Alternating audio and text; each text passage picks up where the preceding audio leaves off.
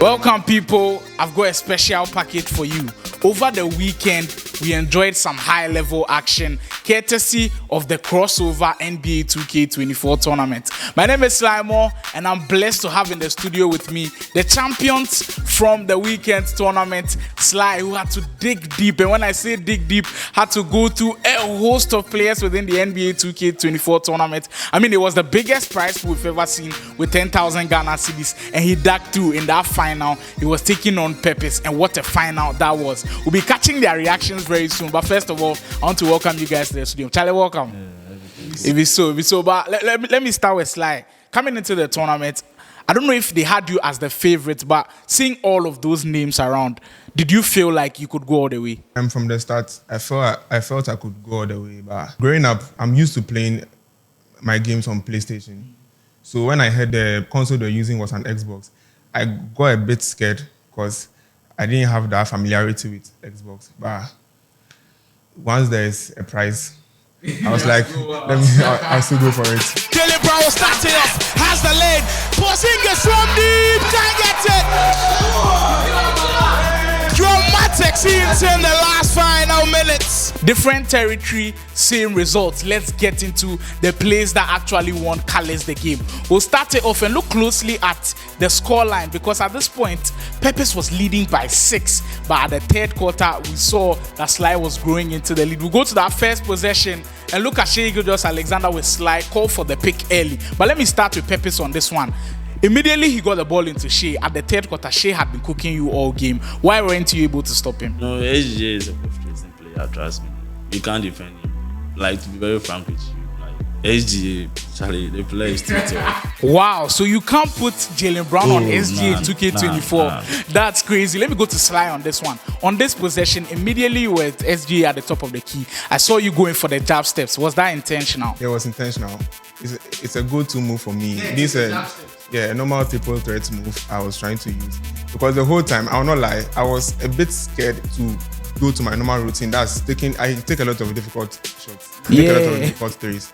But with the feel from the Xbox, I wasn't really having that confidence. Yeah, but I knew SGA, he's a 3-level scorer. Shea will need to see a serious barrage of offensive outputs. That's the way to start. So moving on to the next possession with the Boston Celtics, their 5-out-man lineup is one of the best in the league. And on this possession, you had worked things very well with Drew Holiday, but Sly did an excellent job of closing down the spaces. Now you got it to Porzingis. He was able to steal the ball, but the one question I want to ask you is, are you comfortable shooting with Porzingis anywhere from the court? Sure, trust me. Porzingis is like my best shooter in Celtics, Porzingis is like Steph Curry to me. I like his release compared to other players. His release is really magical. Porzingis way outside on the perimeter. That's what he can do. His ability to shoot from deep, has a mid-range game. That's excellent defending. Shot clock running down. Jalen Brown from deep. We'll go to the next possession after that missed bucket by Peppis. Look at Sly with this possession. With Jalen Williams this time around, he's heavily guarded by Jay Stidham, and he decided to go for the layup. Sly, you're being guarded by one of the best defenders in the league. What gave you that confidence to even attempt that? Yeah, I don't know. I was just, at that point, I was running out of options. That's why I just had to go for that aero step. And then I counted on Jalen Williams' high layup rating. But then he was a bit tired, so he couldn't convert that layup. And that was good defense to play. So let's roll on to the next possession. Here, coming up with the ball for Sly was Jalen Williams. And look at him take that shot from way outside, from deep. And from watching basketball and knowing 2K, Jalen Williams doesn't have that kind of range. Peppis, why did you give him that space? I've been playing with him for like almost first quarter, second quarter, like almost 8 minutes. So I know how he's playing so far. So I was like, he's not shooting a lot because he doesn't have the confidence to shoot. So let me try and give him a chance and see if he'll try to cut in, so that I will know how to block him if he's trying to cut in. So I never really expected that shot, trust me, because if I was playing him on a normal, I'm never going to give him that chance.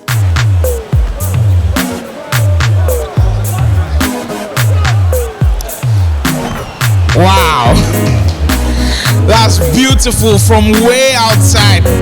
Sly, from deep like that, did you intentionally shoot from there, or was it a calculated move? It was calculated, and then there was a lot of space.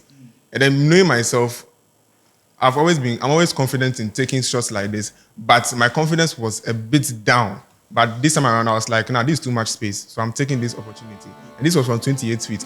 I was even a bit scared that that shot might not go in because of the distance, because it doesn't have the limitless range badge. Let's get into crunch time, the last quarter, and see how Sly was creeping into the lead. He started off with Shai Gilgeous-Alexander, but he later gave it to Jalen Williams to control affairs. Sly was a calculated attempt, making Jalen Williams now handle the ball and making Shai Gilgeous-Alexander, of course, rest and then build up the stamina. Yes. That was the initial idea behind that, because when I was about to check the ball, Shai is my point guard, obviously. He was coming up for the ball, then I saw that his stamina bar was a bit low. So I was like, you know what, Jalen Williams, since you are a secondary ball handler, just come for the ball, and then let's Shai just... What an enjoyable tournament it was. Big shout out to the sponsors making the crossover tournament happen. Look at this possession, put in a very tough situation, and look at the behind the back from Joe Holiday. Peppis, this one you have to tell us how you pulled this one off, and even the controls, because it was a tight situation for you. How did you make that one to fall? So first of all, Wallace is like a mismatch for Holiday. Like he plays on-ball defense, and then with this move, when the person is a mismatch, it's so easy with the on-ball defense. Fly with Jalen Williams with the go-ahead bucket. Holiday has the opening. That's beautiful. Oh! So if we had switched that situation and it was probably Lou Dort in that situation, would you have done that? I'm not sure I would do that. Because it was Wallace, that's why I did that. Because it was, trust me, Dot would have just stopped Holiday at once. Like he would poke him. Now the next possession, look at Kali score quickly for the quick isolation. Were you that confident in Drew Holiday, or you just wanted everybody on your team, the Boston Celtics, to just peace out for you? I normally call quick eyes on Holiday because first of all, it's really fast. Like he's the fastest player for me in Celtics. And then also because SGA was on Tatum, so I couldn't make Tatum handle most of the ball. Now look at this possession. I feel like this was the deciding play of the game. Was there a reason why you rushed with Jaylen Brown to contest that too? Because it was Shai Holmgren. I don't know why you really rushed into that play. For somebody else, maybe a high percentage 3-point shooter, you could have gone for that. Trust me, if Sly was like anonymous to me, I won't jump that ball. See, sometimes I'm playing with him and then I'm not even remembering that we are playing Xbox. All what I know is I'm playing Sly. So this ball, I can't leave him to shoot. But then trust me, if I was supposed to like just raise my hand, he won't make that ball.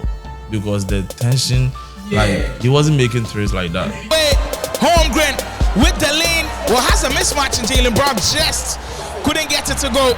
Dort has the open lane. Holmgren from deep, and he's fun for three. This is the possession I'm talking about. He'll start with Lou Dort, and then he'll switch up, and then now Holmgren will get the ball. And look at Jaylen Brown. He'll now foul him, where Holmgren will go to the line, and Sly made good use of the free throws, making all three of them. Said Holmgren, a 70% free throw shooter. Suppose already made the first two, and drills the last one as well. Porzingis, like Chet is a rookie, yo. Porzingis is like, established. They call him the unicorn for the reason. Yeah, so I was like, let me just get it. Like, I know Chet can block that ball, but then I know Porzingis can also cause any magic because it's last quarter, 44-44. You need to do something for your team. So try and do something for your team. So I was like, I felt like I'm in real life. Like, let's do it. This is not a game. Like, let's do it. Porzingis can do it real life. Now look at the final possession, 4.8 seconds. And if you are not a fan of basketball, you don't know anything about NBA 2K24, 4.8 seconds is a lot of time. So there you see Porzingis checking the ball. He made that possession so beautiful. Pick and fade. Porzingis, great 3-point shooter, had him at the top of the key and shot that one and missed. 4.8, that's a lot of time in basketball. Jaylen Brown starting off, has the lane. Porzingis from deep, can't get it. Potential game-winning shot. How did you miss that one? Anyone who knows me with Porzingis will shout, will scream because with that it was wide open. Like, trust me. And then Brown was able to like pass and screen Chet and Dot or whoever who was there. Like, he was able to just put them all in one position just for Porzingis to get a wide open shot. I've been shooting with him, so I need to know how I'm supposed to cut that back. Now let me get a defensive standpoint from Sly. I think it was poorly executed from my opinion. Let's rewind back to that 4.8 seconds where he was checking the ball. Usually if you watch basketball or in the NBA, usually the man that checks the ball in the final seconds is the one to actually shoot the ball. I don't know if you knew that, but the man supposed to be guarding Porzingis at the point was Chet Holmgren. He was nowhere to be found as the screener really did a great job of blocking him out. How did that defensive possession go for you, and why were you not able to get someone to guard Porzingis on the final possession? Okay, so initially when he was checking the ball, sometimes there is this tricks NBA 2K players use. When the player is checking the ball, you see over here, you can see the cursor is on Jaylen Brown. Yeah. He can quickly switch the cursor to Holiday and then make a quick cut to the rim. And then an easy two. So I was trying to play that. That's why I sent Chet all the way there. And then at the same time, after he called the screen, this was, I don't know, but I think it was Ludot's fault because I switched actually. Because I wanted to play both sides, continue the drive, and then the three. Because if I switch with Chet now guards Jaylen Brown going to the rim, and now there'll be Ludot on Porzingis at the 3-point line. But at that point, Porzingis cannot take Ludot to the rim because there will be no time. Yeah, so I tried to switch that so that I will to continue the drive, and then for the pick and feed, Ludot will able to do that. But I don't know how the response didn't translate. Boston Celtics is almost like pick your poison because they can space out so well. If we can get the reaction from Canny Lounge, that would be perfect. There it is in that moment. You could see how locked in they were for that final possession, and when it all ended, everybody congratulated. Look at one that kid putting his hands on his head, knowing that Callis had missed that shot.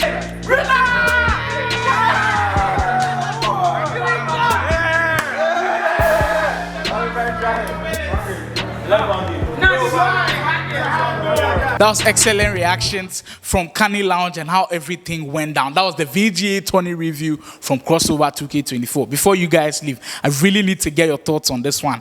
Last year, we had eFIBA or 2K23, and it was excellent stuff. The Ghana team doing very well. Do you play Pro-Am mode, and should we be expecting you in the Ghana national team when possibly 2K25 comes around and we have the eFIBA global tournament? When it comes to the Pro-Am rec, the pack, I feel like it takes a lot of time to develop your players, grind out max out their badges and all. So I normally don't put my attention there because I feel like it will really take my time and attention because I really give play now a lot of attention. So doing that too, I felt like I will not really have the time to do that. But right now, I'm giving it a thought. Those were the amazing moments from our CROSSOVER 2K24 tournament. Shout out to the sponsors, Esports Association Ghana, Southern University Law Center, and everybody who made this one happen at Canny Lounge. It was a wonderful experience. Lastly, congratulations to both players. They've made us really enjoy the moment. The VGA tourney review. Excellent times here with Sly and Peppis in the house for the tourney review. My name is Sly Moore. We'll catch you some other time. We'll definitely be doing a lot more of this. I think it was an excellent episode. Stay tuned to the VGA eSports show.